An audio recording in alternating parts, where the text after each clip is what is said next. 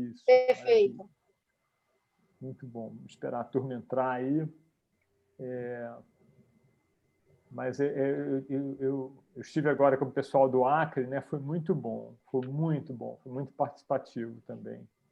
Eu acho tão incrível, né? Essa possibilidade que o online dá para a gente de encontrar com pessoas que a gente jamais encontraria se não fosse dessa forma, né? Assim. Verdade. E olha Mas que faz parte. Diga. eu já dei aula presencial em mais de 50 cidades do Brasil, né? Outro dia eu parei para fazer a conta, mas assim, não só nas capitais, né? Já fui para Salgueiro, já fui para, enfim, Caruaru mesmo e tal, e Picos, no Piauí, e Dourados, em Mato Grosso, e é uma delícia você perceber que tem gente boa em todo canto, né? É verdade. E gente, Tu já abriu a sala? que tem a sua própria referência, né? Já abri, já temos 12 pessoas aí. Marilan, olá, prazer te ver aqui mais uma vez. A Marilan é uma heavy user. Né? Ela está sempre é presente em todas, né? Veja aí que a Adriana França não está conseguindo, tá certo? Acho que teve algumas inscrições de última hora aí. Veja, dá uma olhada. Mas o pessoal que se inscreveu na última hora com o link, da mesma forma. no e-mail. Tá tranquilo. Tá?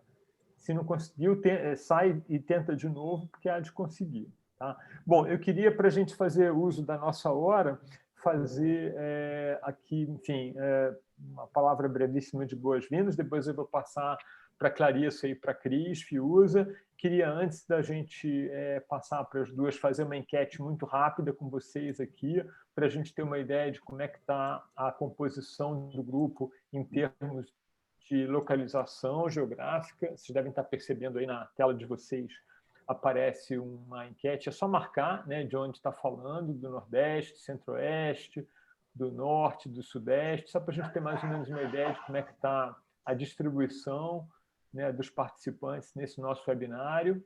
Tá? Temos uma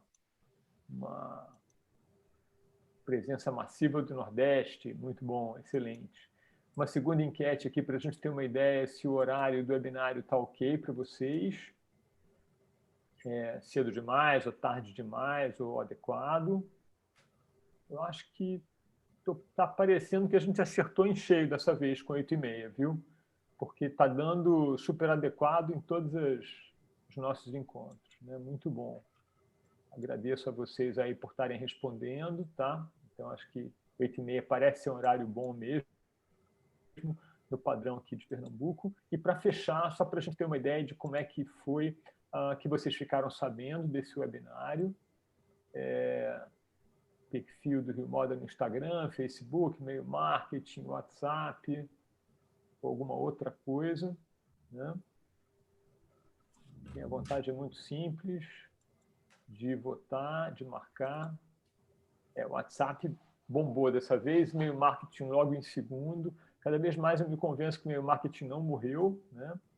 Ele firme lá. Muita gente diz, porque agora é só redes sociais e tal. Na verdade, não. E-mail marketing bem feito, né? Ele resolve. Olha só, gente, hoje sou eu mesmo o palestrante, está com muito prazer. Mas antes de eu começar, eu queria passar a palavra para a Clarissa e para a Cris, do Sebrae e do NTCPE, respectivamente, que vão, enfim, né, fazer algumas palavras e, na sequência, elas me passam de volta a bola e eu sigo em frente. Boa noite, pessoal. Meu nome é Clarissa, tá? Desejar a todos aí que sejam muito bem-vindos a mais um webinar. Em nome do Sebrae, eu agradeço a presença de todos. Agradeço também aos nossos parceiros, né, o Instituto Rio Moda e o NTCPE, tá, pela parceria de sempre. E desejo a todos uma excelente palestra. Muito bom. Boa noite, pessoal. Obrigada, Clarissa, do Sebrae, nosso grande parceiro. O Instituto Rio Moda, também um grande parceiro. Muito legal e importante para o NTCPE estar aqui, mais uma vez. E a gente estava conversando antes, a importância de todos os assuntos. E esse, então, minha gente, expansão comercial é o que todos desejam. Aproveitem, porque nós temos que tirar todas as informações aí, que esse homem sabe demais, tá certo? Ele foi o mediador, agora ele está sendo o palestrante, e vamos realmente absorver o que Roberto tem a nos dizer, o que o Instituto Rio Moda tem a nos apresentar. Esta é uma grande oportunidade do que nós estamos dando a vocês, né, Clarissa? Então, Roberto, manda a brasa aí. Olha que ser mediador de mim mesmo, né? É um desafio, né? Mas eu acho que vamos lá. Bom, pessoal, eu vou compartilhar a tela aqui para a gente, enfim, se apoiar em alguns slides para facilitar, enfim, né? Deixa eu ver aqui se a gente começa logo. Isso, beleza. Bom, expansão comercial, gente, a gente já trabalhou esse tema algumas vezes, né? Mas quando eu estava preparando o material para estarmos juntos aqui hoje, eu percebi o quanto que o termo, né, ou, enfim, a expressão expansão comercial, ela permite uma exploração em diferentes direções, né? A gente já trabalhou esse tema expansão comercial com viés de estratégia, né, muito forte, e super funcionou. A gente trabalhou expansão comercial com viés de práticas comerciais propriamente, né? Um estudo mais profundo sobre atacado, gestão estratégica de atacado, vendas em atacado e tal. Então, expansão comercial com esse viés de atacado, mas eu achei, considerando o conjunto de temas que a gente selecionou aí em conjunto com o Sebrae para compor essa série, né, de mais 10 temas, para quem não ficou sabendo, né, essa já é a segunda série de 10 temas que a gente faz agora em 2020, né? Fizemos uma primeira série em junho, foi uma coisa bem concentrada, né? Na época, o Gilson foi o gestor que nos acompanhou mais de perto, e nós fomos, se não me engano, de 4 a 22 de junho, praticamente todo dia. A gente só livrou a cara de São João, obviamente, né? Porque São João, né, em Caruaru não rola, né? Não... Foi um São João dentro de casa, mas ainda assim sem webinário. Mas fora São João, a gente trabalhou muito intensamente. E agora articulamos os temas de uma maneira um pouco mais espaçada, mas considerando esse conjunto, eu achei que valia a pena a gente traçar uma discussão sobre o conceito de canal, né? Canal de contato entre fabricante e mercado, né? Então, eu vou estar explorando com vocês aqui bastante esse conceito de canal, de intermediação e de logística, né, propriamente, né? Que eu acho que vai fazer muito sentido. Porque quando a gente fala de expansão, eu posso estar falando, sim, de um aumento na quantidade, de um aumento quantitativo, né, das minhas vendas, mas também posso estar falando de um aumento qualitativo das minhas vendas. Eu posso estar falando de um aprofundamento na relação com aqueles que compram o meu produto e serviço. Então, eu queria muito que a gente, enfim, trocasse, né?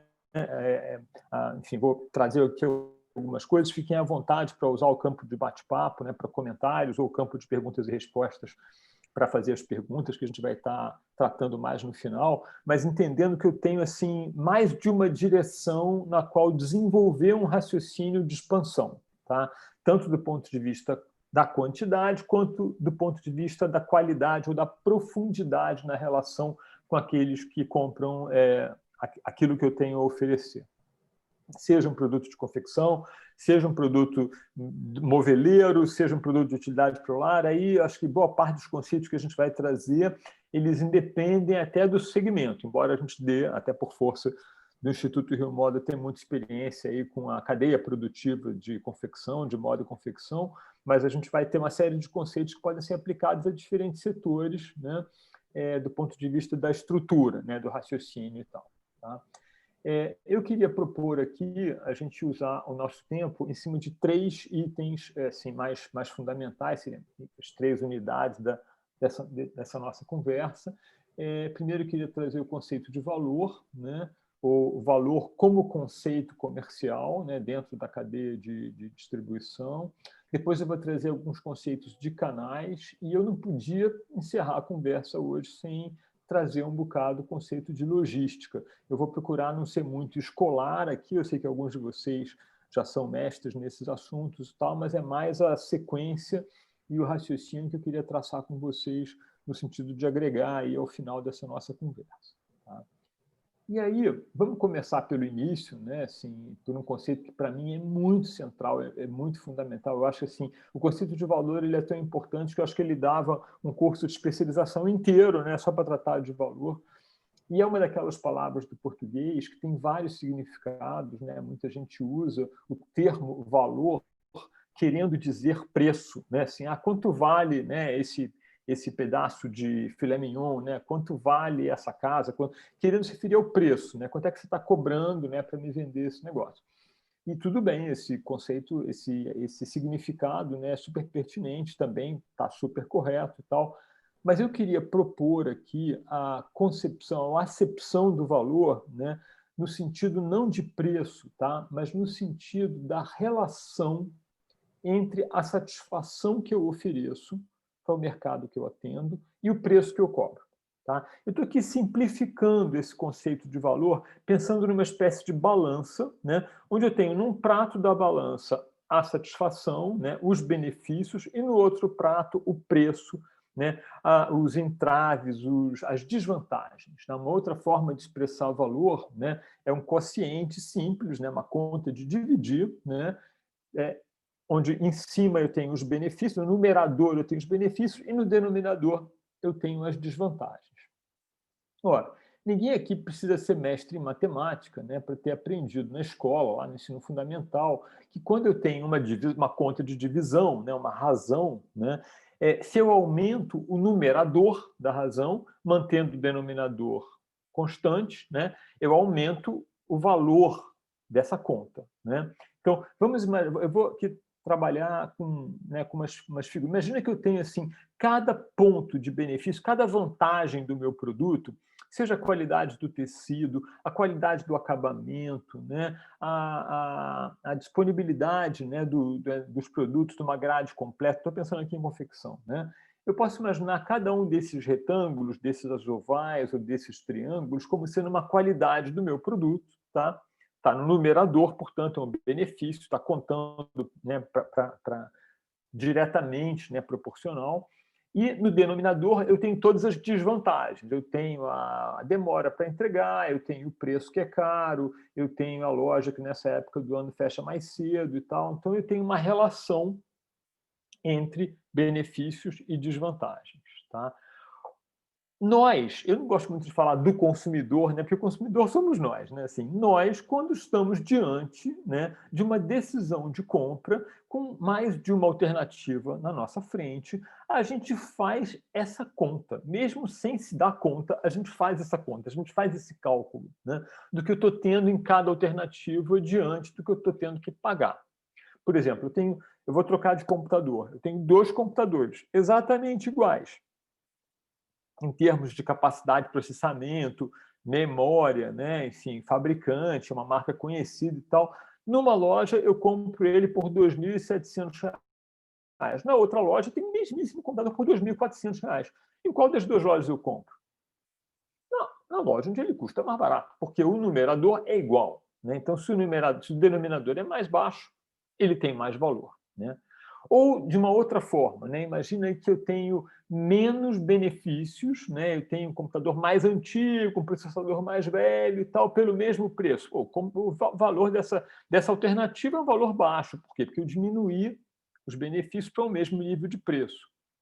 De modo contrário, né? Se eu tenho um produto muito bom vendido episodicamente, né, por um preço mais barato, né, aquele produto de liquidação, né, a coleção de inverno está indo para liquidação, mas ainda está frio, né, aquele casaco de R$700 está vendendo por 350. Opa, o que eu fiz aqui? Eu aumentei o valor, aumentei a atratividade da oferta, porque é o mesmo pacote de benefícios por um preço menor. Então, eu posso brincar à vontade, né, com as configurações de benefícios e desvantagens, tendo sempre em mente que, ao longo da cadeia de distribuição, ao longo de todas as etapas da cadeia, que começa lá no fornecedor de insumos e termina lá no consumidor final, comprando para o próprio uso ou para o uso da sua família, todos os elos da cadeia, nas suas decisões sobre o que comprar, de quem comprar, por quanto comprar e quanto comprar, né, vão estar fazendo esse tipo de cálculo, né, de satisfação e preço. E por que eu estou sublinhando esse aspecto, pessoal? Porque quando a gente pensa em desenhar um canal que me faça chegar aos mercados que eu tenho potencial de atender de maneira virtuosa, eficiente, lucrativa, eu preciso pensar em termos de agregação de valor. E quando eu falo agregação de valor, vamos combinar que estamos combinando aqui. Eu não estou falando de agregar firulas, agregar mais características, mais qualidades ou mais sofisticações. Eu estou falando de agregar a relação benefício-custo dessa decisão que eu vou tomar. Em termos de coloco mais um intermediário, faço, né, dessa ou daquela forma. Tá? Então, eu vou estar pensando muito em termos de valor nesse sentido que eu estou combinando com vocês aqui no início da nossa conversa. Tá ok? Tá? Então, valor, né? Super importante, a gente vai voltar a ele aqui. Tá?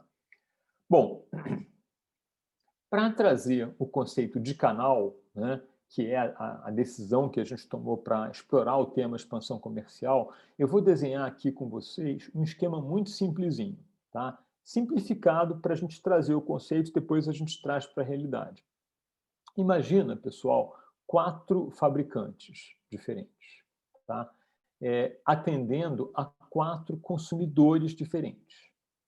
E imagina essa configuração aqui, onde cada fabricante atende diretamente cada um dos clientes, sem intermediação. Ou seja, é uma configuração de canal direto. Eu não tenho ninguém entre eu, que fabrico, né, e aquele cliente que compra o meu produto.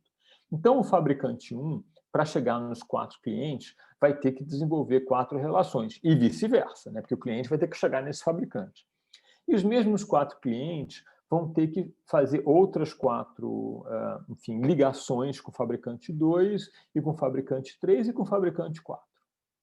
Ora, por esse esquema que eu estou representando aqui visualmente, simplificadamente, para 4 fabricantes e 4 clientes, eu tenho 16 relações de fluxo, de compra e de venda, de comunicação, de entrega e por aí vai. Então, eu começo a perceber, só de olhar ali, já um certo emaranhado nas relações, né? E se em vez de 4 eu colocar 5 de um lado e 5 de outro, o que era 16 vira 25, se forem 6 vira 36, se forem 7 vira 49, e essa quantidade de relações aí vai aumentando exponencialmente na medida que a gente aumenta linearmente a quantidade de fabricantes e clientes.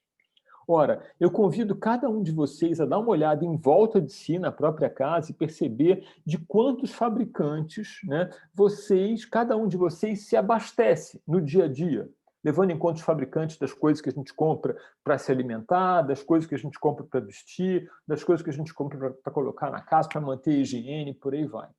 Imagina como seria a nossa vida se cada um de nós tivesse que se deslocar diretamente ao fabricante de cada coisa que a gente compra, sem intermediação. Ia ser uma loucura, a gente ia viver na estrada. E os fabricantes iam viver na estrada. Ia ser uma vida impossível, né? Seria impossível o modo de vida tal como a gente conhece hoje se não houvesse esse conceito de canal.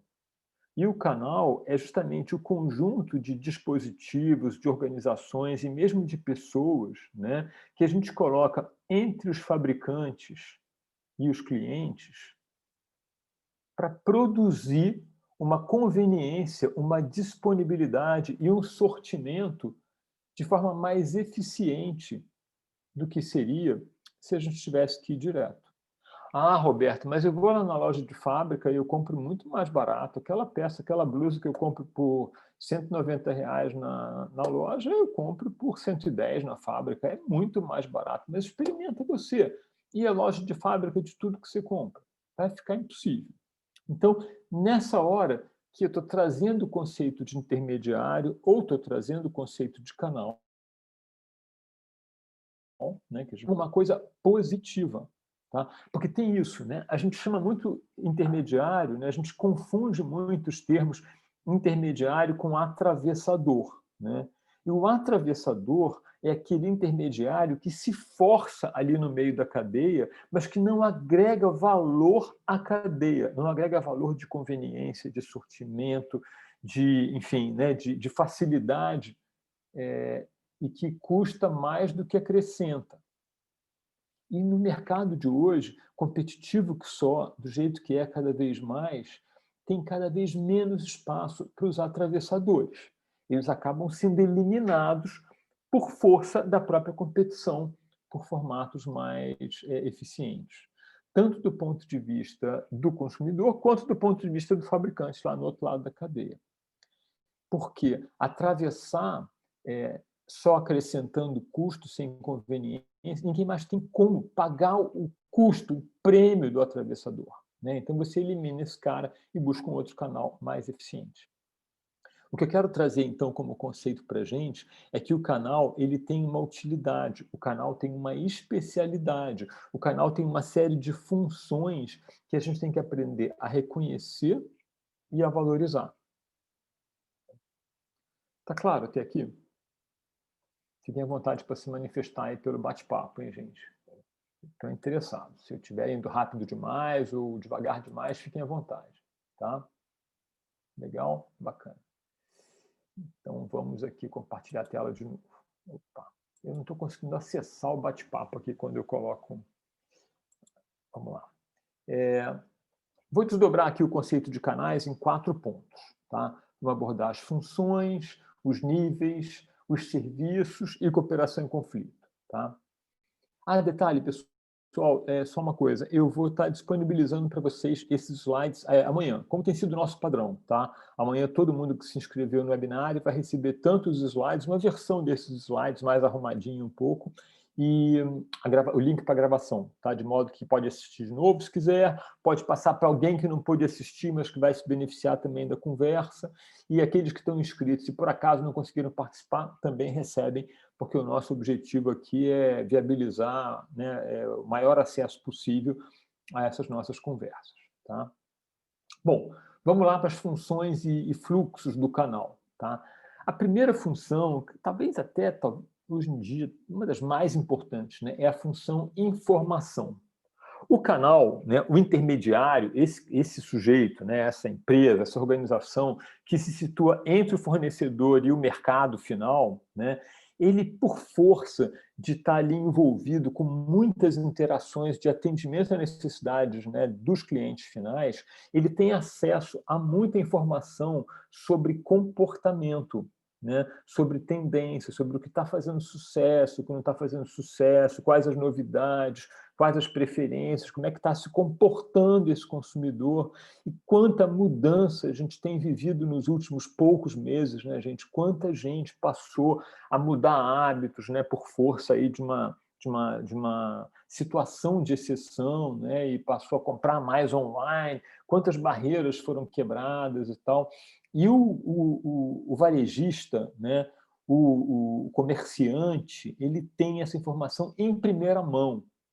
E muitas vezes, né, e tanto no pequeno varejo, que tem essa cabeça, né, como no grande varejo, que está muito estruturado, que tem lá um setor de inteligência competitiva, que tem análise de banco de dados, faz data science, né, ciência de dados em cima desse banco de dados absurdamente farto que a gente pode criar, porque o dispositivo de ter o software e o hardware é cada vez mais barato, mais acessível, né? E essa informação, ela cada vez mais é usada, inclusive, como ativo do próprio intermediário para se fazer justificar na cadeia. Né? Então, você tem lá bancos de dados que, analisados, né, e minerados, né, devidamente, né, trazem uma informação que ajuda o fabricante a fazer um produto mais adequado, um produto que vai fluir de maneira mais azeitada pelo canal. E isso passa a ser um ativo na mão do intermediário, na mão do varejista, que pode ser usado. Tá?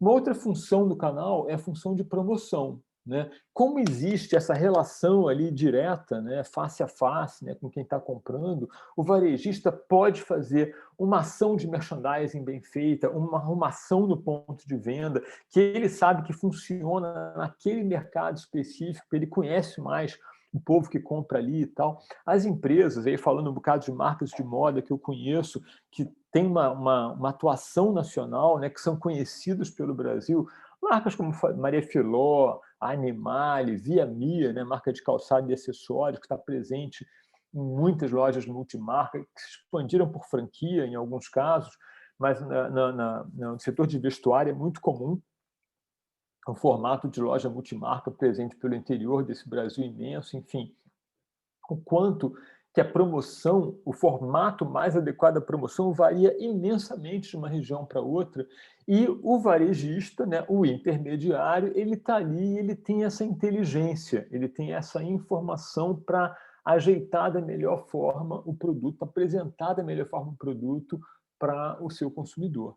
Nós fizemos, tempos atrás, um trabalho de pesquisa para a Maria Filó, uma marca de moda muito consolidada, tem mais de 500, na época tinha mais de 540 pontos de venda multimarca espalhados pelo Brasil, e a gente fez um trabalho muito rico, no sentido de, não dá para visitar os 540, óbvio, mas a gente fez um trabalho por amostragem, e algumas coisas presenciais, outras, enfim, né, por meio de grupos focais com as varejistas multimarcas que atendiam a empresa, para entender melhor como é que o produto Maria Filó funciona, né, ou tem potencial para funcionar dentro do ponto de venda multimarca.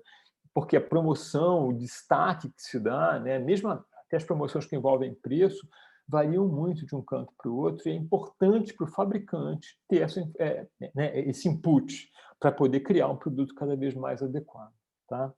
Da mesma maneira, o intermediário ele tem como um dos seus ativos o contato, né? O contato que permite ele não apenas dispor de informação quantitativa, né, sobre por quanto ele vendeu e quanto vendeu, essa coisa mais ali em cima do número da tabela do quadro, mas o que funciona no subjetivo, o que funciona na cabeça da cliente ou do cliente, e isso, como eu falei, né, passa a ser um ativo importante, né, esse contato, né, com os mercados locais, até para perceber novas oportunidades em função de haver uma presença local.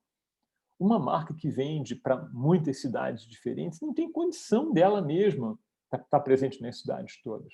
Então, o intermediário ele vem trazendo essa informação, né, que permite, né, uma calibragem melhor do produto. Muitas vezes, o intermediário também é responsável pela adaptação do produto, por partir o produto em unidades menores, por exemplo, para vender em menor quantidade, né? Porque naquele mercado, ou então por combinar um item com outro, que ele sabe que funciona bem naquele mercado. Então, a adaptação é o quanto que você pega o produto e você ajusta de novo ele a necessidades locais ou potencial mesmo de compra. Uma vez eu lembro que eu fui em Boa Vista, Roraima. Aliás, eu fui a Boa Vista bem umas 15 vezes na minha vida, porque a gente teve um projeto interessante, uma faculdade lá, que me fez viajar muitas vezes a Roraima, né? E aí, uma vez eu fui num varejista grande da cidade, tal, que vendia um pouco de tudo, e eu fiquei impressionado com a maneira como ele expunha os tênis, né? Assim, os pares de All-Star, né? Era uma coisa completamente inédita. Ele vendia os tênis todos num grande balaio, né? E amarrados pelo cadarço, e parecia uma coisa esquisita para quem via, mas aquilo super funcionava naquele mercado específico. Eu garanto que o pessoal da Converse... E detalhe, não era para fazer só uma imagem de preço mais baixo, ou talvez até fosse, porque eu tive a curiosidade de ver, e o tênis custava o mesmo que eu pagava no Rio de Janeiro. Não era uma questão de preço, não era saldo, nada disso, mas era um formato que funcionava naquele mercado local e que eu nunca tinha, né, visto nada parecido na minha vida. Então, esse conhecimento, né, do mercado local que permite uma adaptação de uma maneira ou de outra é super importante e é uma coisa que vem, né, desse contato, que é uma coisa que tem um intermediário. Outro ativo, né, outra ação importante é a ação de negociação, que é feita localmente, né, um a um. É uma competência que também pode variar muito, né, de um local para o outro, né, e isso é um ativo, né, que o intermediário traz. A posse física, claro, né, o estoque com todo o custo financeiro do estoque, o custo de você ter colocado dinheiro em mercadoria, não está com dinheiro rendendo no branco, o custo de armazenar essa mercadoria, porque ela precisa de um espaço, o custo de controle do estoque, o controle da posse física, isso tudo tem que ser levado em conta e vamos combinar que é um custo compartilhado pela cadeia de distribuição. Né? Então, a parte desse ativo, uma parte dos armazéns, uma parte, né, dos compartimentos de estoque, eles são bancados pelos intermediários. Então, olha eles agregando valor aí nessa nossa cadeia de distribuição. Tá? Financiamento, quantas vezes, né, o produto vende no Brasil, isso é muito forte, né? O produto vende porque o próprio intermediário cria sistemas de financiamento próprios, diferentes dos que o fabricante teria condição de oferecer, diferentes daqueles que o comprador teria usando um cartão de crédito e parcelando as compras no cartão de crédito, a juros do cartão de crédito. Então, eu tenho aí o próprio varejista colocando um recurso seu de análise de crédito, de concessão de crédito, para ajudar o produto a fluir pela cadeia. Né? E todas essas funções que a gente mencionou, elas poderiam ser resumidas, né, numa última função, e nem por isso menos importante, que é o risco. O intermediário, que ajuda a gente a chegar até o mercado final, ele está compartilhando conosco o risco da operação, porque ele está fazendo coisas que, se ele não estivesse lá para fazer, eu mesmo, fabricante, teria que fazer. Então, uma coisa que ajuda a gente a entender esse conceito de canal é perceber que existe uma competência de distribuir. E se você decide vender direto, você vai ter que desenvolver essa competência. E isso talvez absorva uma parte da energia que você podia estar usando para fabricar melhor. Então, usar um sistema de distribuição direta, eliminando os intermediários, tem um preço para quem distribui, que é desenvolver esse monte de competências, que vai implicar, inclusive, em gastar dinheiro, investir em montar uma estrutura que o varejista, que o seu intermediário poderia fazer para você. Então, quando a gente fala de definir as funções, né, a gente fala em desenvolver um raciocínio de benefício-custo, tal como a gente acabou de mencionar quando eu trouxe o conceito de valor aqui. Ou seja, essa função valor, ela não faz sentido só na cabeça de nós quando consumimos para o nosso próprio uso ou para o uso da nossa família. Elas também fazem parte do dia a dia do empreendedor, do empresário, que se situa em algum ponto da cadeia de distribuição e que decide: vou assumir esse risco, né? Vou desempenhar essa função, vou usar o meu capital, né, para abrir esse negócio, em vez de colocar no banco e, né, ir para a praia com a família. Né? Então, tudo no final tem a ver com compartilhar o risco. Tá? E eu preciso valorizar o intermediário por isso. Eu estou aqui, quando a gente decidiu fazer esse recorte para o tema expansão comercial, eu entrei numa de vamos aqui entender a função do canal para que a gente possa valorizar devidamente essa função, esse varejo que é tão importante. Né? Tá ok até aqui? Beleza. Bom, então nessa mesma linha de raciocínio, vamos aqui pensar em termos de quantidade de níveis de intermediação. Tá? Imagina, então, de novo, um esquema bem simplificado, né, onde eu tenho o fabricante num extremo e o cliente final no outro extremo. Né? Eu posso, sim, fazer um esquema de distribuição direta. Aliás, com alguma frequência, e muito, inclusive, no setor de confecção, né, você usa um canal direto. Né? Assim, eu fabrico e eu mesmo vendo. Né? Eu já vi várias marcas de moda começarem, até porque aqui a gente no Instituto Rio Moda é com muita frequência procurado por empreendedores que querem se lançar, querem abrir uma marca e procuram a gente para fazer um business plan ou para buscar uma assessoria no desenvolvimento de coleção, no desenvolvimento do branding. Então, eu já vi muitas vezes, né, centenas de vezes, eu não arrisco dizer, não tenho medo de dizer que foram centenas de vezes, nós já atendemos, já vimos esse pequeno começando e ele começa indo direto. Cada vez mais pelo e-commerce, né? Quer dizer, cada vez mais, nos últimos 3, 4 anos, todo mundo que nos procurou nessa situação de criar uma marca nova já começou no e-commerce. Né? A gente já nem começa mais com loja física. Depois de algum tempo, algumas vezes o pessoal se organiza em estrutura física, mas tem sido muito comum a coisa do e-commerce, né? Para o pequeno, né? Que às vezes subestima a complexidade do e-commerce. Né? Tudo bem, não vou gastar com aluguel de loja, então vai ser muito mais fácil. E, na verdade, não. Porque quando você começa pequeno no e-commerce, no canal virtual, sem a devida competência, você se perde num mar absurdo, no oceano, né, de possibilidades. Você fica perdido lá, ninguém te acha, então não adianta também economizar o valor do aluguel. Enfim, como tudo na vida, tem que fazer bem feito.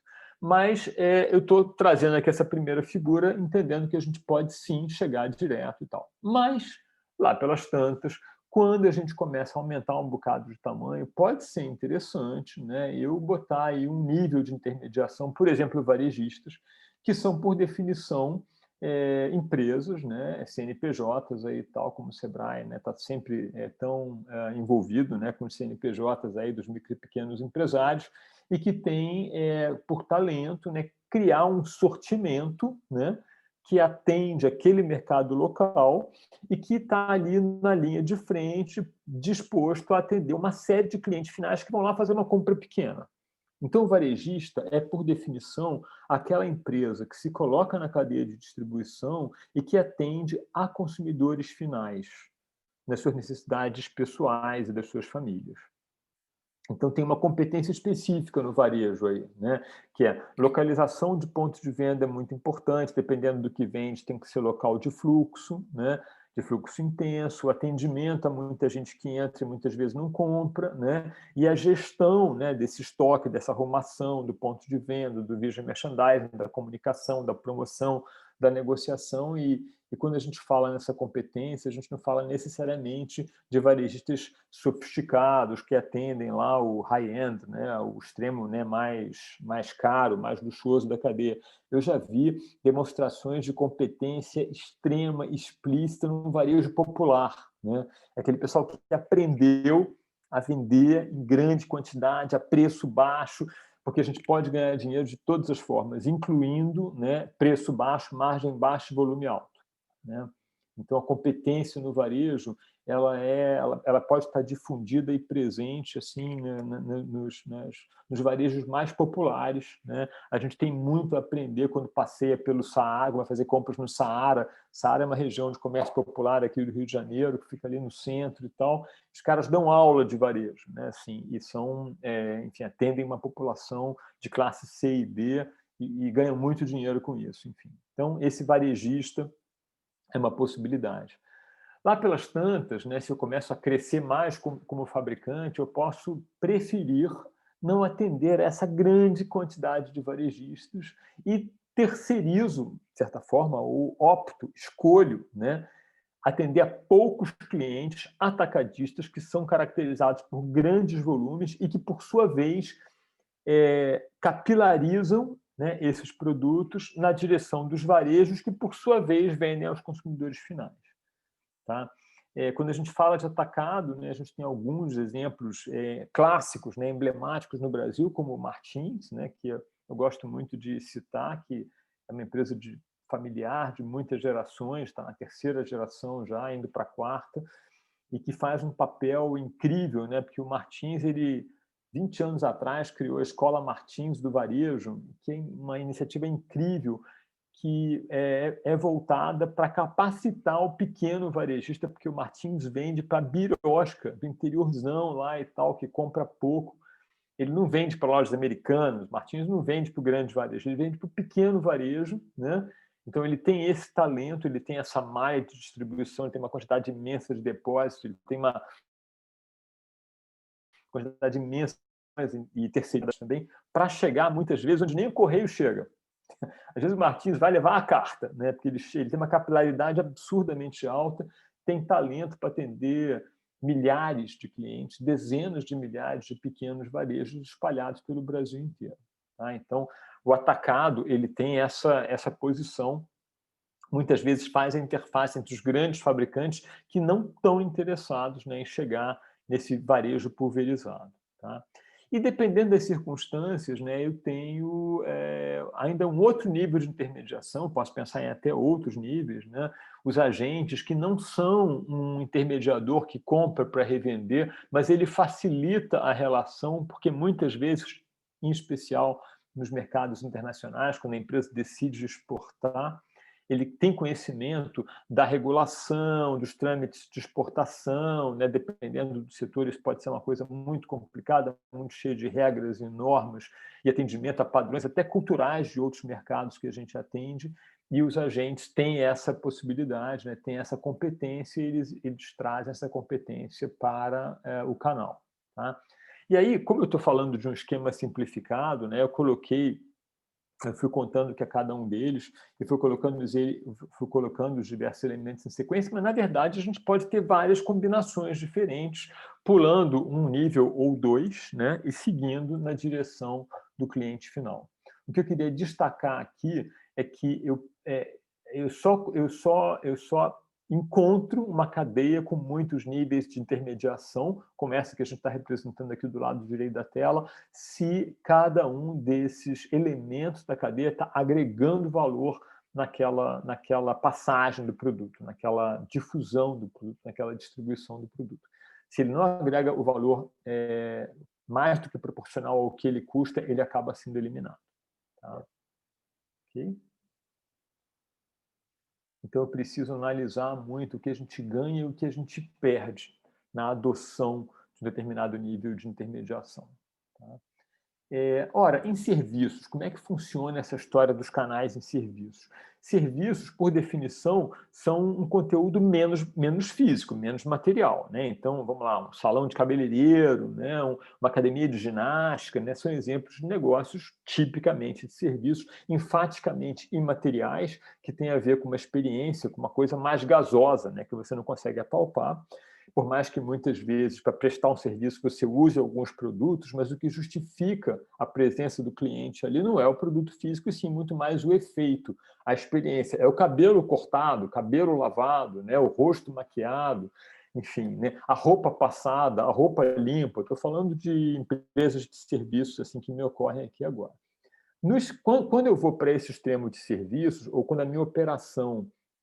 Porque, assim, eu gosto muito de trazer o seguinte conceito, pessoal. Não é que eu tenho produto e serviço. O que eu tenho, na verdade, é algum ponto de uma escala que vai desde um bem essencialmente material, como uma sessão de consultoria, uma sessão de terapia, por exemplo, quem faz psicoterapia e tal, ali é bastante material, uma consulta médica mesmo, né? Assim, tem muito material. Até um produto comprado a granel aqui, bastante físico, né? Então, entre um extremo e outro, eu tenho várias possibilidades de gradação, e muitas vezes as empresas tipicamente vendedoras de produtos, elas se diferenciam por agregar componente de serviço na sua oferta. E algumas vezes empresas de serviços se diferenciam agregando elementos físicos, tangíveis, né, na sua oferta. Por exemplo, quando a gente entra num quarto de hotel, né, e a camareira passou por lá, arrumou o quarto e colocou um mimo em cima do travesseiro, né, um chocolate lá para você. É um exemplo de um produto físico, né, que está presente na cena para tangibilizar que alguém passou por ali, arrumou o quarto, se lembrou de você e deixou um mimo para você. Enfim, então, um exemplo que me ocorre aqui de um produto que é usado para tangibilizar um aspecto do serviço, no caso da hospedagem. Tá? Quando, então, eu vou mais para esse extremo imaterial da oferta, onde o que justifica a relação comercial é um produto menos físico, mais imaterial, mais gasoso, né, vamos dizer assim, em geral, os canais vão ter menos níveis de intermediação. Porque, como é um desempenho, né, o desempenho você não consegue distribuir o desempenho. Né? Isso, normalmente, eu arriscaria dizer, a grande maior parte dos canais de serviços, quando muito, tem um nível de intermediação. Né? Assim, porque não tem como ter um atacado de serviços. Né? Você tem, quando muito, um varejo, cada vez mais, inclusive, o esquema de franquias. Né? Ele impera em serviço. Franquia combina muito com serviço, porque a franquia, por definição, implica num processo formatado, implica numa relação contratual, onde você tem, até por força de cláusulas contratuais, um desempenho lá no outro lado da ponta que siga rigorosamente determinados padrões que tem a ver com aquela marca que você está comunicando. Né?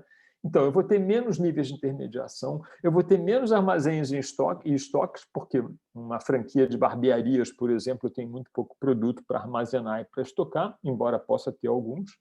Eu tenho menos logística, em consequência de eu ter menos elementos físicos, eu tenho intermediários mais capacitados, porque quando eu estou no campo dos serviços, eu diria que a fabricação e a venda são simultâneas. Né? Eu estou fabricando aquele corte de cabelo no momento que eu já estou entregando ali. né? Não é como um produto, né, que tem um gap de tempo, um hiato de tempo entre a fabricação e o consumo.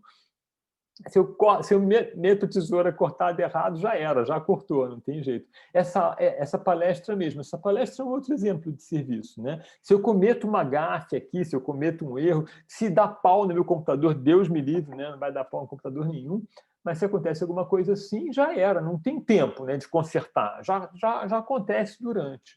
Então, eu tenho que ter intermediários mais capacitados, eu tenho menos níveis de intermediação e eles têm que ser mais treinados para que diminua a chance de acontecer um erro. Na verdade, o erro sempre vai acontecer, mais cedo ou mais tarde. O erro é inevitável, é parte do jogo. Mas eu posso reduzir a chance de erro se eu crio, né, uma rede de intermediários mais capacitados e tal. E preciso exercer um controle maior sobre esses intermediários, porque eles, na verdade, são como se fossem filiais da minha fabricação. Filiais da academia, filiais das aulas, filiais, né? Enfim, você hoje vê a expansão por franquia em todos os campos dos serviços, incluindo a educação, incluindo, enfim, né, serviços profissionais e por aí vai. Ainda nos canais, né, a gente diz que os canais eles são a praça do conflito. E por que eu digo isso? Porque eu tenho empresas lidando com empresas, né, e muitas vezes, né, determinados objetivos que fazem sentido para um franqueador, por exemplo, né, eles não fazem sentido para o franqueado. O lucro do franqueador, muitas vezes, se dá pela margem apertada do franqueado. Então, olha aí uma situação típica de conflito, né? Ou então o franqueado é obrigado a comprar os insumos do franqueador, que, para garantir uma operação lucrativa, vende aqueles insumos caros. Então, o canal sempre vai ser onde a gente tem o conflito potencial, a briga potencial.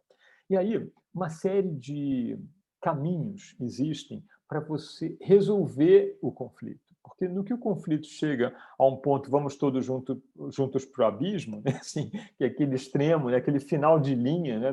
da discussão e do conflito, aí acaba que é ruim para todo mundo. Porque quando o canal se interrompe, né, por uma ruptura na relação entre duas empresas que constituem esse canal, no final das contas, o produto não vai chegar para o consumidor final. Né? Então, de uma maneira ou de outra, né, por meio de coerção, ou seja, uma pressão, né, mais pesada, negociação, mediação. Aliás, a gente tem visto muito os contratos mais modernos, né, muito elegendo a mediação e a arbitragem como forma de resolver os conflitos, né, em vez de... E já deixa isso especificado ali no contrato, ou seja, muito antes de brigar na justiça, você tenta outras instâncias, que com muita frequência a introdução de uma terceira parte com competência de mediação pode ajudar muito a resolver a questão, a divergência, né, e, enfim, arrumar uma forma de sair desse problema, né, com menos prejuízo, com menos interrupção. Né?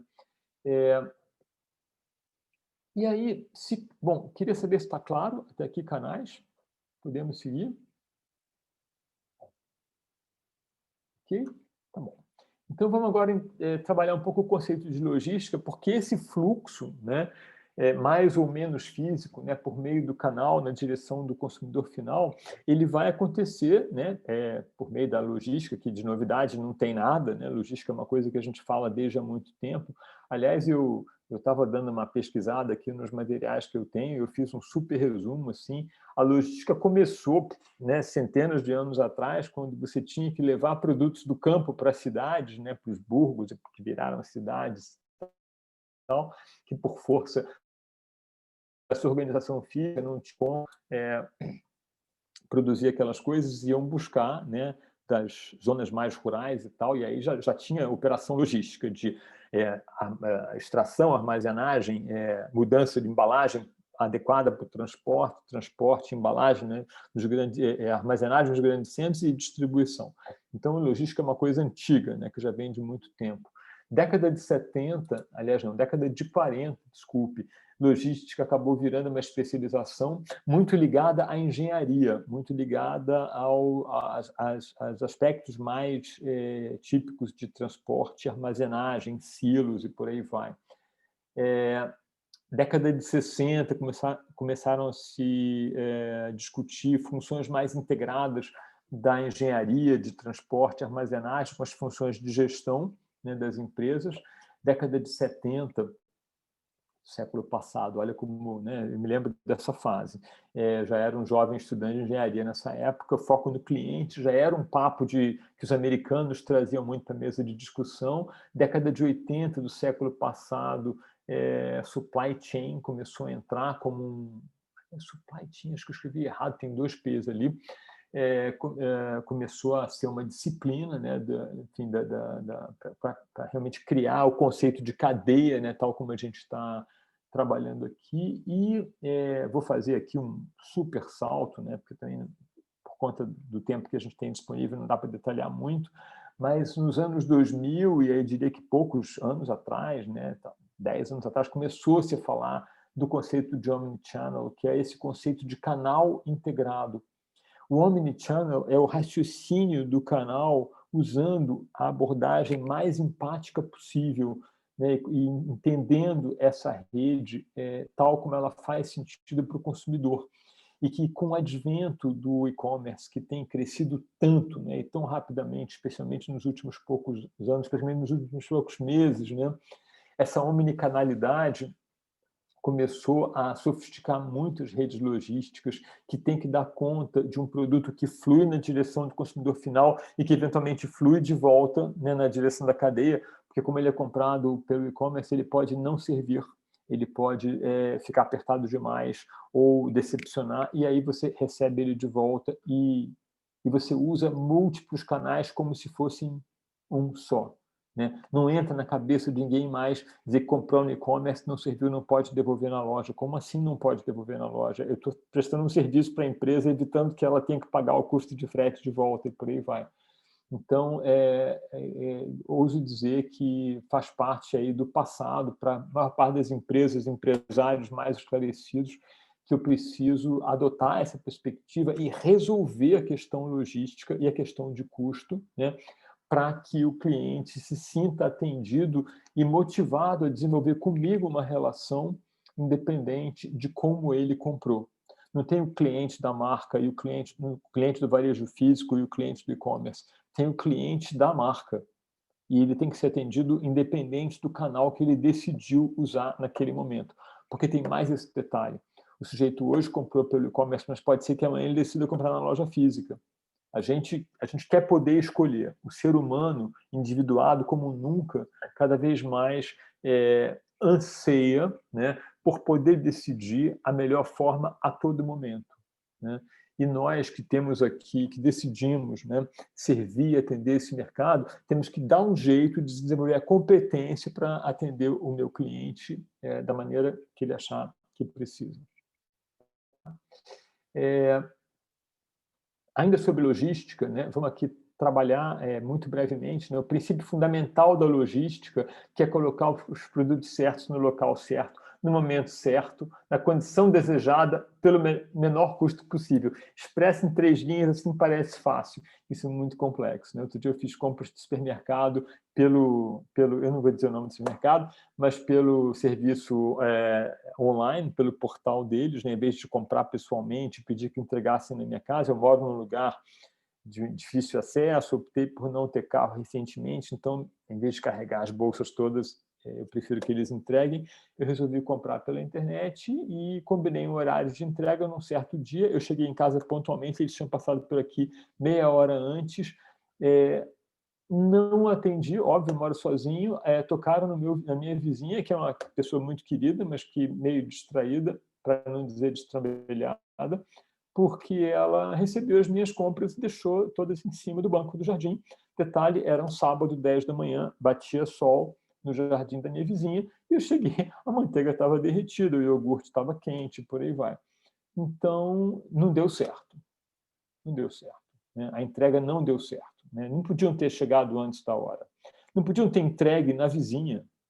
Né? Se vamos combinar que não é por aí. Então, a logística furou, né, do ponto de vista. Então, não basta entregar, né, no momento certo e no tempo certo. Tem que entregar na condição desejada e tem que ter um custo compatível. Né? Porque se eu tiver que pagar R$120 por um frete de uma compra de supermercado, eu não vou pagar. Né? Aliás, a gente fez um webinar na semana passada sobre custo de frete como diferencial competitivo. Olha como isso pode ser um elemento da estratégia, né? A B2W fazendo sucesso até não poder mais quando cria um esquema onde você, em troca de uma mensalidade de R$ 9,00 por mês, tem frete grátis em todas as compras que você fizer. Quanta gente começa a fazer compras nesse fornecedor, nesse canal específico, né? Porque eles foram capazes de criar uma espécie de clube, né? Em troca de uma mensalidade ridiculamente baixa, né? Você tem frete grátis. Você começa a não ver preço do produto em outros canais, porque você entra ali porque o frete é grátis e porque você faz jus a isso, porque você faz parte do clube. Tem muito conhecimento de comportamento do consumidor por trás do desenho de uma estratégia dessa, né? E lá pelas tantas o produto começa a ser mais caro, ou seja, eles embutem, óbvio, o custo do frete no preço do produto, né? Assim, mas tem um monte de gente comprando ali sem fazer pesquisa, porque eles foram capazes de perceber esse comportamento, essa necessidade de afiliação, né? Que gera resultados excelentes. Tá? Então, logística, em princípio, né, é fazer a coisa dar certo. Né? O sistema logístico, né, de novo, simplificando muito aqui, imagina acesso a fornecedores, compra dos insumos, manufatura, suporte à manufatura, distribuição, clientes. Né? Estou desenhando aqui uma cadeia de distribuição clássica, sem muito detalhe. Porque o forte aqui, o grande barato, é a gente entender que existe um fluxo que vai dos clientes na direção dos fornecedores, que traz informação sobre as necessidades. É aquilo que eu falei há pouco, quando a gente conversava sobre as funções do canal. O canal ele tem todo o potencial do mundo, né, de reunir informações e irrigar a cadeia de distribuição com essa informação. Isso é um grande ativo, né? É conhecimento dos clientes, que vem dos distribuidores, dos intermediários que fazem por merecer esse nome na direção da manufatura, no sentido de criar um sistema mais eficiente, com menos impacto, né? Por que não dizer, né? Que usa melhor a matéria-prima, que polui menos o ambiente, né? Que gasta menos energia para fabricar, porque acerta mais, porque sobra menos, porque sobra menos, reduz os estoques, e o planeta agradece, né? Quando a gente reduz os estoques.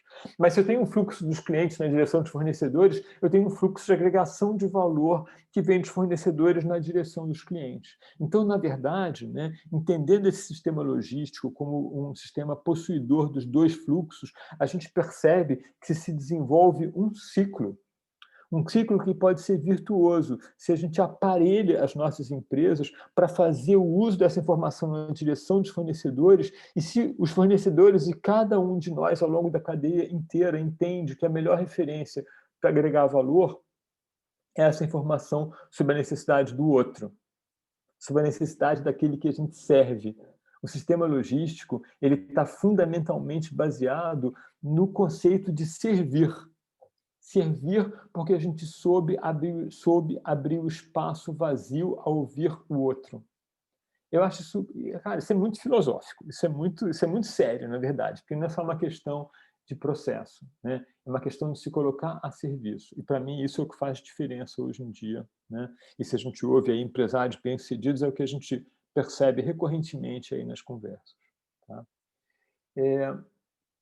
Para fechar, não menos importante, né, a gente tem a evolução das funções logísticas. Eu queria começar com uma lista muito simples. Em geral, com muita frequência, começo com uma lista. Uma lista de funções de marketing. Muito do que eu falei aqui hoje tem a ver com marketing mesmo, né? E aí, ninguém tem dúvida de que pesquisa, atendimento a cliente, desenvolvimento de produto, embalagem, comunicação integrada, precificação, né? Quem estudou marketing lá usando os 4Ps, né? Entende que preço é parte do composto de marketing, então, o preço adequado, né? O preço que faz sentido para o consumidor. Vendas, localização de ponto, tudo isso ninguém tem dúvida, é função de marketing mesmo, né? Assim. E, por outro lado, se eu for num outro extremo, funções de produção também, sem dúvida, né? Controle de qualidade, PCP, planejamento e controle de produção, localização de fábrica, manutenção, compra, gestão de fluxo, padrões são funções tipicamente ligadas à produção. E entre o marketing e a produção, né, está a função de logística. Sim, com transporte, manutenção de estoques, processamento de pedidos, manuseio de materiais, até aí ninguém tem dúvida. Mas o que a gente tem percebido, na medida que o canal se integra cada vez mais, na medida que o canal busca, né, até por força da própria sobrevivência, criar uma relação mais fluida entre entre os dois extremos da cadeia, né, eu começo a perceber que existe uma fusão, existe a identificação de uma série de atividades que são tipicamente de marketing, mas que fazem uma bela interface com logística. Funções que são tipicamente de produção, mas que também são funções de interface na logística. E eu tenho, portanto, um fluxo mais fluido e mais contínuo de ações que vão desde o extremo da produção até o extremo do cliente final. Isso tem, mais do que valorizado o profissional de logística, valorizado o conhecimento das atividades de logística por profissionais cada vez mais multifacetados, né? E que têm uma atuação mais integrada para efeito de gerar mais valor ao longo da cadeia, de produzir um ciclo de atendimento de necessidades mais virtuoso, mais sustentável, por que não? Porque na medida que a gente é mais eficiente, a gente gasta menos, a gente produz com menos sobra, a gente acerta mais. E aí, de novo, o planeta agradece.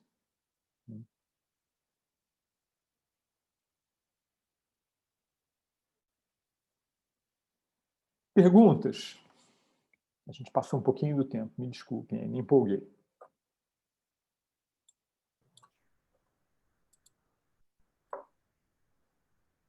Sim, diga lá. Roberto, eu queria muito que você falasse também, dentro desses intermediários, você deve falar do agente, aí, a importância do representante, né, de representante comercial, que muitas vezes às vezes é encarado como uma coisa nociva, mas ele capilariza bem, ele entende bem o mercado, como você falou, sabe bem o varejista, e a gente tem uma atuação muito grande de representantes aqui. Temos representantes agentes de compra na região, tá? Que servem, que conhecem o varejista, traz ele para dar essa oportunidade para nossos fabricantes. E nós temos os representantes de vendas, eu chamo de representante de vendas, aquele que sai com a malinha e que leva... Então, eu às vezes, eu não gosto muito do atravessador. Às vezes, o atravessador tem um caráter um pouco mais nocivo dentro da visão de mercado, como se ele fosse uma coisa que viesse a prejudicar, muitas vezes, colocado.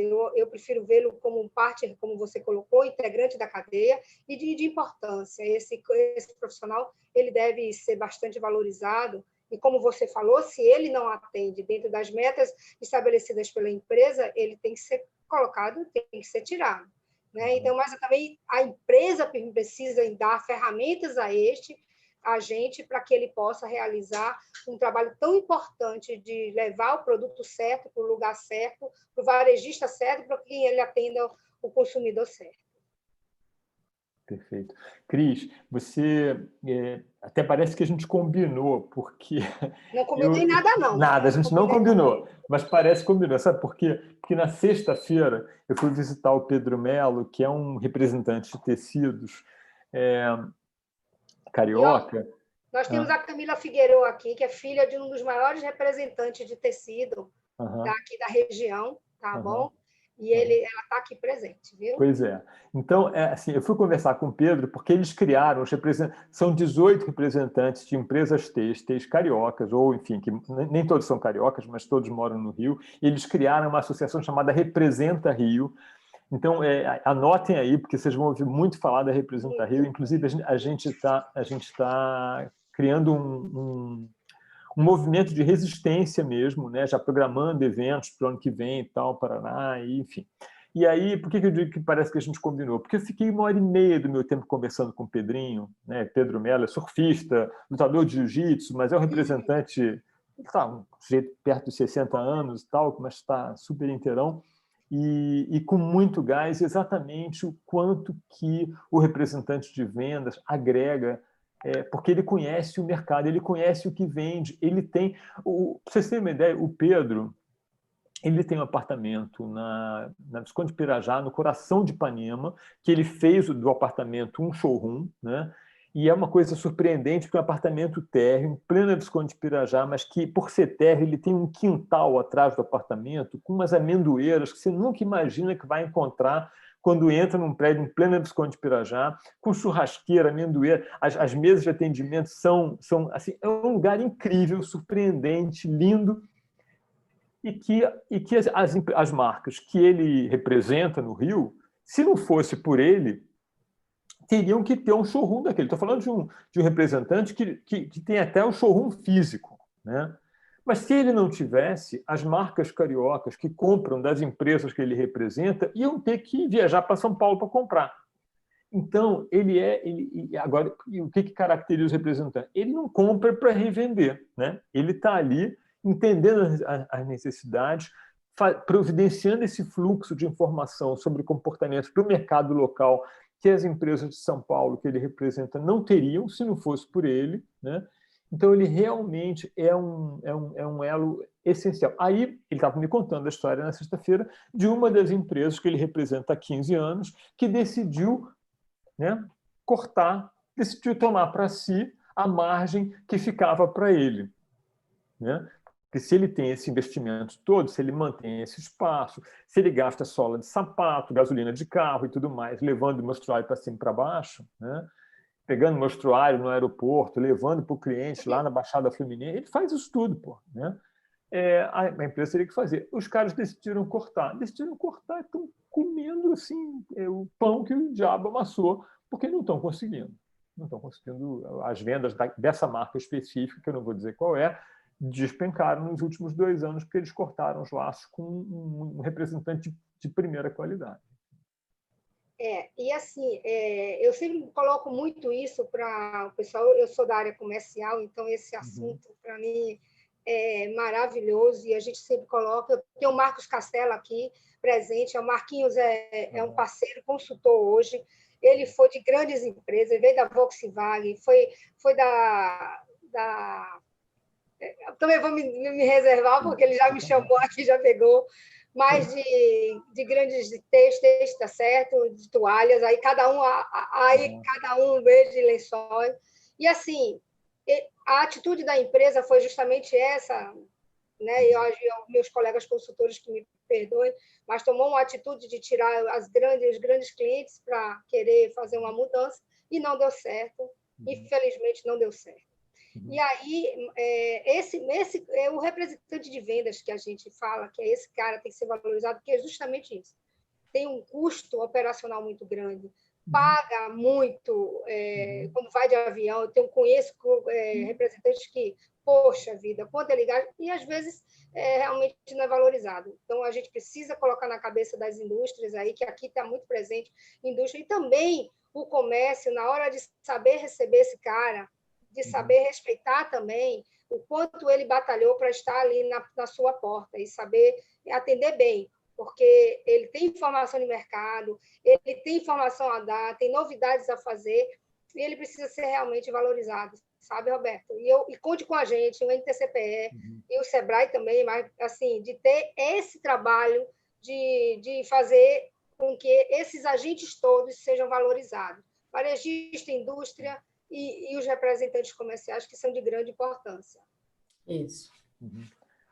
Você sabe, Cris, que eu acho que o caminho para essa valorização é você trabalhar com métrica, é você ter mentalidade de engenheiro nessa hora, assim, é você procurar eleger quais são as variáveis que você pode contar, né, que você pode medir, registrar, né, para deixar isso muito claro, porque às vezes quando você não se dá esse trabalho, você fica muito argumentando, porque eu sou ótimo, porque olha quantos anos, porque aí fica uma coisa mais mimimi, né? Assim, então, para evitar esse caminho do mimimi, vamos lá.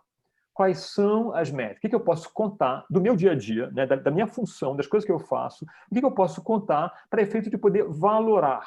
Né? Não é nem valorizar, é valorar, né?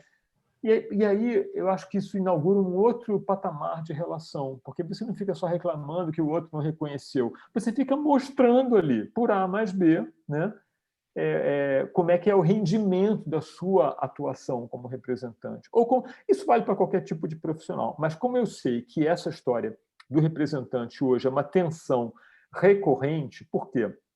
Os mercados estão se modificando, estão emagrecendo, as gorduras estão sendo queimadas, então começa a ter ideia, né? Então eu vou tirar aquele fulano lá que eu vou ficar com a parte que era dele, mas não considera, né? Então nessa hora o registro sistemático e quantificado, né, da atuação, ele pode ser uma saída, né? Assim, e óbvio que isso vai variar de um segmento para o outro, de um setor para o outro, tá? Mas acho que tem que ter essa cabeça de registro, né? Concordo com você. E, assim, nesse novo tempo, muita gente falou que a profissão representante estaria eliminada nesse novo tempo. Eu não concordo. Eu acho que tudo tem que ter uma reinvenção.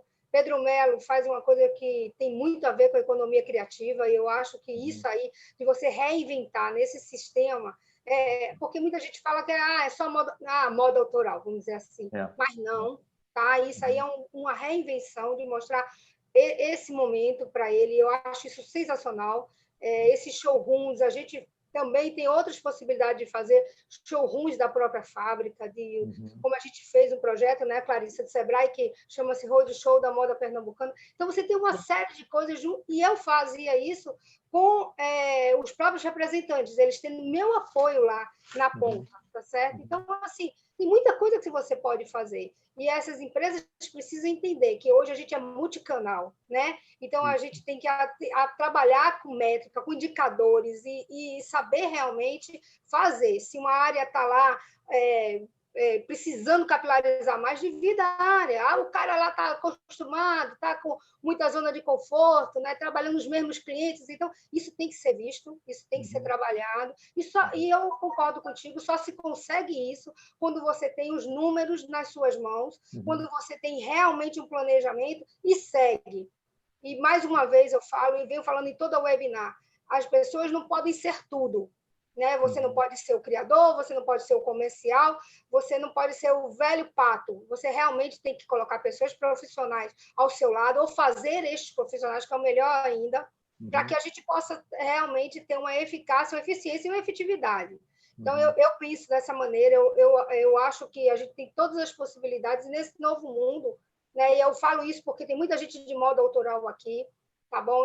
Que trabalha um canal só, mas pense como é que vai ser trabalho desse canal, principalmente o e-commerce. Eu adorei quando você falou que o e-commerce, que todo mundo pensa que não tem um investimento, tem sim, claro. Tem outra inspiração e investimento financeiro, marketing de impulsionamento não é barato, tá certo? Dentro desse mundo novo aí, dessa grande concorrência. Então, a gente precisa pensar de forma inteligente para que a gente alcance nossos resultados. E tem que estudar, né? Tem que estudar. Porque, assim, se não é amador. Assim, para mim, isso é muito claro. Eu acho que eu já comentei isso no outro webinar. Assim, está fazendo alguma coisa e o mundo muda o tempo todo, a gente tem que estar aprendendo o tempo todo, tem que estar estudando o tempo todo. Né? Não tem que confiar só na própria experiência, na própria sensibilidade. Tem uma dose de transpiração, né, que tem que estar lá. Eu estou aprendendo muito sobre a Hotmart, né? A gente está com uma série de produtos aí na Hotmart. Eu estou aprendendo muito sobre a Hotmart, porque eu trabalho com e-learning há muitos anos, mas eu não conhecia a Hotmart. Eu estou fazendo um monte de mentorias da Hotmart, que é outra que desenvolve toda uma programação de mentorias que é gratuita para os produtores como eu, né? E eu fiquei entre os 10 clientes da Hotmart mais assíduos das mentorias, me deram um prêmio lá e tal. Eu vou receber agora uma mentoria exclusiva de um cara que é super fera e tal, porque eu entrei, eu não conheço esse negócio, eu vou aprender esse negócio. Então eu faço as mentorias 2, 3 vezes, às vezes a mesma mentoria, porque quando você assiste pela segunda vez, você pega coisas que você não pegou na anterior e tal. Então eu estou aprendendo, estou feliz da vida, aprendendo coisa nova. Acho que a gente tem que ter, acho que isso é um dos ingredientes, né? Um dos caminhos, né, para a gente dar conta desse mundo enlouquecido em que a gente está vivendo e a gente se manter disposto a aprender, né? reconhecer que não sabe tudo, reconhecer que precisa de parceiro, reconhecer que precisa se trabalhar, até para ter o repertório, para poder pedir melhor, né? Não quero ser especialista em tráfego pago, não vou ser, mas eu quero conhecer um mínimo que me permita pedir devidamente e avaliar o trabalho que é entregue. Se você não aprende, você fica refém do outro, que tem meia dúzia de palavras difíceis que você não conhece, e quando ele fala aquilo, você fecha o caderno e sai da sala, porque você não entende o que ele está falando. Não pode, né? Um mínimo para conversar, a gente tem que descobrir. Eu acho que o ser humano, quando pensa que já sabe tudo, já está numa descida que ele nem está percebendo. Quando ele... Não, e pior do que pensar que já sabe tudo é afirmar que já sabe tudo. Pior. Tu falaste em Pedro Melo. Eu, particularmente, tenho meu padrasto, que me criou, tem 82 anos. Tá? É um cara que está sempre aprendendo. É jornalista, ele tem um programa em Maceió. Meu pai está lá no TCE de Alagoas. E eu te digo uma coisa, eu aprendo cada vez mais. É um cara que está sempre aprendendo, então ele não para. E é por isso que ele não cai. Para mim, é o maior exemplo que eu tenho na minha vida. Tá certo? De uma pessoa que, com 82 anos, a cabeça daquele cara é sempre jovem. Então, eu ponho isso para clientes que estão aí no Incube, que tem também uma idade já avançada, tem 14 anos de empresa, mas que está querendo aprender. Eu acho isso sensacional, maravilhoso, e que vem corroborar para o que a gente está falando aqui. Eu vou deixar, se a gente deixar, a gente vai passar, viu? Muita coisa. Vamos ver o pessoal aí, que as perguntas, se tem alguém aí para perguntar pessoal. Eu a gente está tocando vocês, pelo amor de Deus. Perguntem. Olha só, eu acho que não tem pergunta, mas não tem problema, porque a gente tem um canal permanentemente aberto, né? Assim, a gente está terminando agora, porque a gente combinou aí um horário, eu também não queria passar muito, porque as pessoas podem ter outras coisas para fazer, mas a gente ainda tem um monte de webinários pela frente. Eu queria recomendar muito fortemente Denise Matos, na quinta-feira. Denise é uma gestora comercial imensamente competente, uma pessoa também madura e tal, mas muito leve, muito alegre, muito competente, muito motivada por aprender. Tem uma experiência muito bem fundamentada em marcas importantíssimas, como ela vai brevemente contar para vocês na quinta-feira. Quem, por acaso, não se inscreveu ainda, não perca esse webinário da próxima quinta, assim como todos os outros que a gente vai ter na semana que vem. No dia 10 eu não vou poder estar com vocês, porque eu vou estar recebendo o tal do prêmio lá na Hotmart, né? Então, eu já pedi para o Eduardo Ribeiro me substituir aqui, mas eu fico muito feliz com a oportunidade de estar com vocês e com esses profissionais todos que a gente tem chamado e que me ajudam a continuar nessa trajetória de aprendizado, que me anima muito, me alegra muito, me faz me sentir vivo, né? E eu queria agradecer a vocês por essa oportunidade, né? A gente só está aqui hoje porque vocês acreditaram, né? Deram seu tempo, aí o crédito para a gente, e aí por isso eu queria agradecer, né? Mais uma vez. Larissa? Oi. Pronto, eu também só queria agradecer, e também aproveitando o gancho de aprendizado, queria dizer que o Sebrae está aí cheio de cursos e oficinas, que vocês podem estar dando uma olhada, né, no site do Sebrae Nacional e também no site do Sebrae Pernambuco, tá? E fiquem aí abertos a esses cursos, e os próximos webinars estejam aqui conosco também. Agradeço aí o NTCPE, o Instituto Rio Moda, mais uma vez, por mais esse webinar. E, Roberto, foi top. 10. Que bom. Excelente. Muito obrigada e boa noite a todos. Tá bom. Gente, boa noite, então, para todos. Até quinta. Boa noite para todo mundo. Até quinta-feira, pessoal. O NTCPE agradece ao Instituto Rio Moda, Roberto, parceirão, Clarissa também, Sebrae, coração, tá certo? E participem. Participem, se inscrevam. Isso é importante. Gente, como é importante. Então, vocês não podem reclamar de conhecimento aqui, tá bom? Um abraço. Tchau, gente. Valeu. Boa noite. Tchau, tchau. Boa noite.